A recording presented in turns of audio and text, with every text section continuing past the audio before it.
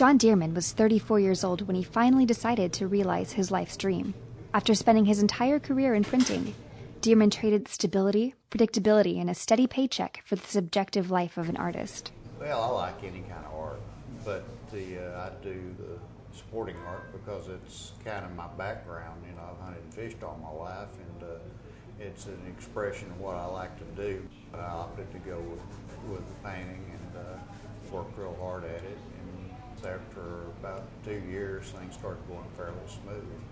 Dearman has had a condition since childhood that could have made his decision to make a living as a landscape artist more difficult. He's colorblind. I was real little trying to figure out whether the light was red or green when my dad would stop at the traffic light. As it didn't take long to realize if he stopped, it must be red. But I've learned to work around that for the most part. It would be nice to be able to see colors real well because there's colors I could use that I don't use, but that's just the way it is. I feel very fortunate that I can do what I'm doing even though there are some limitations. If red-green color blindness wasn't enough of an obstacle for a landscape artist, 3 years ago, Dearman began to see little black dots through his left eye.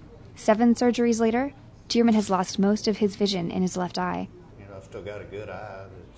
I had to relearn something about depth of field with touching the brush to the paper because it was a little harder to tell when it was just right there. But over 3 years, I've kind of adjusted to that.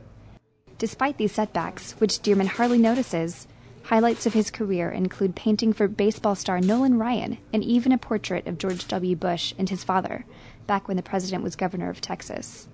I've had things happen that's gone way past my expectations when I started this out. Painting with 2 presidents of the United States in it, and some baseball players. I didn't really dream of that sort of thing when I started out. The driving thing for me is try to do a better painting each time.